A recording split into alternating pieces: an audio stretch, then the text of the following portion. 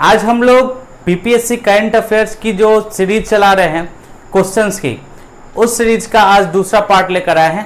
पहले पार्ट में आप सभी का भरपूर प्यार और स्नेह मिला, तो हम लोग आज दूसरे पार्ट के साथ उपस्थित है। आशा करता हूं कि यह पार्ट भी आप लोगों को काफ़ी पसंद आएगा। ये जो क्वेश्चंस है, मैं फिर से बता दूं कि थोड़े से स्टैंडर्ड लेवल के हैं, आपके नॉलेज को चेक करने के लिए बताए गए हैं। तो जो सबसे पहला क्वेश्चन के साथ हम लोग शुरुआत करते हैं, यह क्वेश्चन पूछ रहा है आपको रोजगार सेतु योजना के बारे में। ठीक है, तो सबसे पहले हम लोग इस योजना के बारे में कुछ पॉइंट्स पर डिस्कस कर लेते हैं, फिर हम लोग इसके ऑप्शंस की चर्चा करेंगे। तो देखिए, हाल ही में एमपी गवर्नमेंट ने इस योजना की शुरुआत की है। बेसिकली जो इस योजना का उद्देश्य था, वो उद्देश्य ये है कि जो कोविड-19 के कारण, जो अभी कोरोना वायरस के कारण जो है, जो प्रवासी मजदूर अपने क्षेत्र में पहुंच रहे हैं, उस जगह पे उनको अपने क्षेत्र पे ही रोजगार मुहैया कराने की यह योजना है। ठीक है, तो आपने समझ लिया, 2 पॉइंट्स है। एमपी गवर्नमेंट के द्वारा इसको स्टार्ट किया गया है और इसको अपने प्रवासी मजदूरों को अपने क्षेत्र में ही रोजगार उपलब्ध कराने की योजना है, जिस कारण से कि उन मजदूरों को रोजगार के लिए दूसरे राज्यों में न भटकना पड़े। ठीक है, तो ये था इस योजना का उद्देश्य और इसे हाल ही में आपको स्टार्ट किया गया है। पिछले मंथ जो है इसको स्टार्ट किया गया, मई 2020 में इसको स्टार्ट किया गया। ठीक है, तो अब ऑप्शंस पढ़ते हैं और समझते हैं। तो जो सबसे पहला ऑप्शन है कि इसे बिहार गवर्नमेंट के द्वारा लॉन्च किया गया है। तो सबसे पहला रोजगार सेतु योजना। ठीक है, तो पहला स्टेटमेंट जो था वो था कि इसे एमपी गवर्नमेंट के द्वारा, इसे बिहार गवर्नमेंट के द्वारा लॉन्च किया गया है। तो गलत हो गया, ये इसे किसके द्वारा लॉन्च किया गया है? तो इसे एमपी गवर्नमेंट के द्वारा लॉन्च किया गया। याद रखिएगा, यही क्वेश्चन पूछ सकता है आपको कि इसको किसके द्वारा लॉन्च किया गया है। सेकेंड, इस योजना के तहत ग्रामीण भूमि की मैपिंग की जाएगी। दोस्तों, मैंने आपको बताया कि इसमें क्या करना है, प्रवासी मजदूरों को ये देना है, रोजगार देना है। तो ये स्टेटमेंट भी क्या हो जाएगा, रॉन्ग हो जाएगा। इस योजना के तहत प्रवासी श्रमिकों को रोजगार प्रदान की जाएगी। तो सी स्टेटमेंट जो है आपका वो क्या है, बिल्कुल करेक्ट है कि प्रवासी मजदूरों को रोजगार प्रदान करने की योजना है। ठीक है, समझ रहे हैं। लेकिन आपको पता है कि बीपीएससी में जो है ना, ये ऑप्शन भी एक होता है, तो फोर्थ स्टेटमेंट भी हम लोग को पढ़ना होगा। यह प्रत्येक राज्य में आईटी हब बनाने की योजना है। तो ये तो बिल्कुल ही रॉन्ग है। तो आंसर क्या हो जाएगा, आंसर विल बी सी, कि यह प्रवासी मजदूरों को रोजगार प्रदान करने की ये योजना है। नेक्स्ट क्वेश्चन देखते हैं। ठीक है, तो दूसरे क्वेश्चन को पढ़ते हैं कि हाल ही में एक मंदिर के पूर्ण शहरीकरण की प्रक्रिया शुरू की गई, इस के बारे में कौन कौन सा कथन है, कौन कौन सा कथन सत्य है।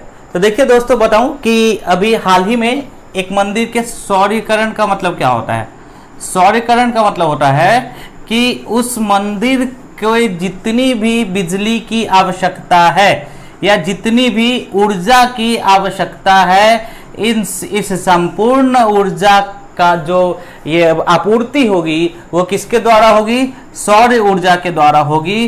तो उसे क्या कहा जाता है, सौरीकरण कहा जाता है। समझ रहे हैं, सौरीकरण का अर्थ क्या है कि उस मंदिर के संपूर्ण ऊर्जा आवश्यकताओं की पूर्ति यदि सौर ऊर्जा के द्वारा होती है तो उसे क्या कहा जाता है, सौरीकरण कहा जाता है। और हाल ही में किसको, तो हाल ही में जो है ना, एक आपको पता होगा कि सूर्य मंदिर है कोणार्क में, है ना, उड़ीसा के अंदर। सूर्य मंदिर के पूर्ण शहरीकरण की योजना चलाई गई है। सूर्य मंदिर कोणार्क में इसे पूर्ण शहरीकरण की योजना चलाई गई है। तो ये काफी इंपॉर्टेंट सेक्शन है। अब इसके बारे में कुछ स्टेटमेंट्स जो है उसको जान लेते हैं। ठीक है, तो सबसे पहला बोल रहा है कि उड़ीसा के कोणार्क मंदिर को उसका पूर्ण शहरीकरण किया जाएगा। जैसा कि मैंने आपको बताया कि उड़ीसा के कोणार्क मंदिर का शहरीकरण किया जा रहा है और साथ ही साथ कोणार्क सिटी का भी शहरीकरण किया जा रहा है। तो ये स्टेटमेंट राइट है। यह ऊर्जा मंत्रालय की पहल है, तो ऊर्जा से संबंधित है। और दूसरा जो फैक्ट, तो ये भी बिल्कुल सही है कि यह किसकी एक पहल है, तो ऊर्जा मंत्रालय। याद रखिएगा कि यह पहल किसकी है, क्वेश्चन में डायरेक्टली ये भी पूछ सकता है कि यह पहल किसकी है, तो ये ऊर्जा मंत्रालय की एक पहल है। ठीक है, इस योजना के तहत 10 मेगावाट ग्रिड से जुड़ी सौर परियोजना बनाई जाएगी। तो ये भी फैक्ट आपको याद रखना है कि टोटल ग्रिड कितना का बनेगा, 10 मेगावाट का ग्रिड बनेगा, और ये भी बिल्कुल स्टेटमेंट जो है वो क्या है, राइट है। एंड द फोर्थ स्टेटमेंट कि यह जो कोणार्क मंदिर है यह सूर्य भगवान को समर्पित एक मंदिर है, ये तो आप लोग को जानते ही होंगे कि यह जो है सूर्य भगवान को समर्पित एक मंदिर है। तो आंसर क्या हो जाएगा, आंसर विल बी ई, मतलब इसमें ए भी करेक्ट है, बी भी करेक्ट है, सी भी करेक्ट है, डी भी करेक्ट है। तो आंसर क्या हो जाएगा, एक से अधिक। समझ रहे हैं, तो आंसर जो होगा वो क्या हो जाएगा, ई हो जाएगा। समझ रहे हैं ना आप लोग, ठीक है। तो अगले क्वेश्चन की ओर चलते हैं।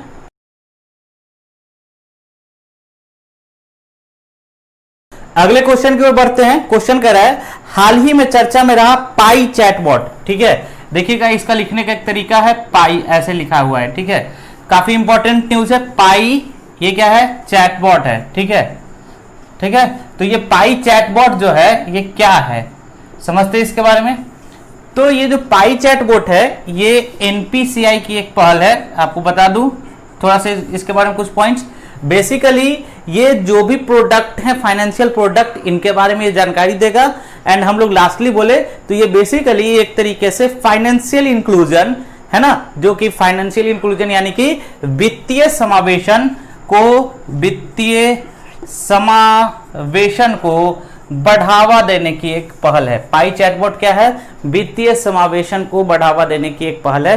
तो हम लोग इसके बारे में देखते हैं और कुछ कुछ स्टेटमेंट्स है इसको देखते हैं, ठीक है। तो पहला जो स्टेटमेंट है वो ये बोल रहा है कि यह NPCI national payment corporation of India की पहल है। तो मैंने अब आपको बताया कि ये पहल किसकी है, नेशनल पेमेंट कॉर्पोरेशन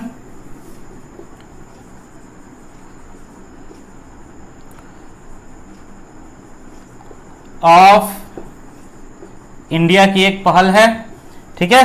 तो ये पहला स्टेटमेंट क्या हो गया, राइट हो गया। इस चैटबॉट के माध्यम से एनपीसीआई के सभी प्रोडक्ट की जानकारी दी जाएगी। मैंने आपको बताया कि ये जो चैटबॉट होगा, चैटबॉट क्या होगा कि आप अगर इससे किसी भी प्रोडक्ट के बारे में पूछेंगे, ठीक है, तो ये अपने प्रोडक्ट के बारे में, जो गवर्नमेंट के प्रोडक्ट हैं उनके बारे में ये बताएगा कि क्या क्या उसके पास प्रोडक्ट है। तो ये स्टेटमेंट भी क्या हो जाएगा, राइट हो जाएगा। थर्ड स्टेटमेंट, वित्तीय समावेशन फाइनेंशियल इंक्लूजन को बढ़ावा दे रहा है, बिल्कुल करेक्ट है। यह केवल दिन में काम करेगा।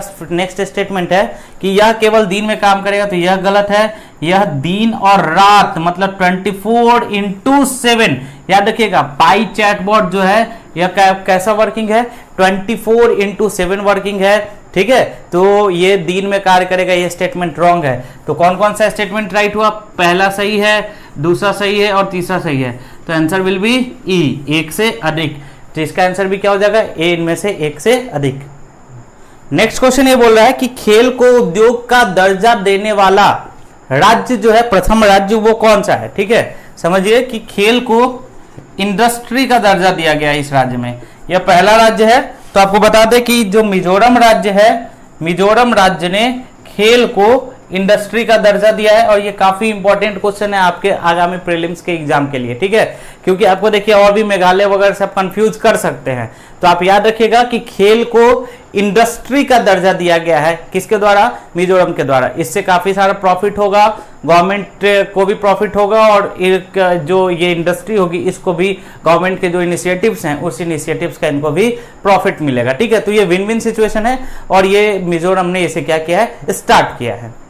तो नेक्स्ट क्वेश्चन की ओर बढ़ते हैं। नेक्स्ट क्वेश्चन बोल रहा है हाल ही में किस राज्य सरकार ने कोरोना के बढ़ते संक्रमण के कारण सभी अस्पतालों को अपने अधिकार क्षेत्र में ले लिया है। तो आपको पता होगा दोस्तों कि सबसे अधिक जो कोरोना का संक्रमण है वो पूरे भारत में सबसे अधिक कहां पे है, तो महाराष्ट्र में है। अभी जितने टोटल केसेज है उसके 1/3 के लगभग केसेज जो हैं वो आपको अकेले ही कहां पे है, महाराष्ट्र में है। तो महाराष्ट्र सरकार ने एक आपातकालीन घोषणा के तहत आप समझिए कि जितने भी हॉस्पिटल्स हैं महाराष्ट्र के अंदर, इन सारे हॉस्पिटल्स को अपने अधिकार क्षेत्र में ले लिया है, ताकि ज्यादा से ज्यादा लोगों को हॉस्पिटल की सुविधा प्रदान की जाए, ज्यादा से ज्यादा लोगों को इस महामारी से, इस पेंडेमिक से उबारा जाए और उन्हें ठीक किया जाए। तो इस क्वेश्चन का जो आंसर होगा वो क्या होगा, महाराष्ट्र सरकार ने क्या किया है कि जितने भी अस्पताल हैं इन सारे अस्पताल को अपने अधिकार क्षेत्र में ले लिया है,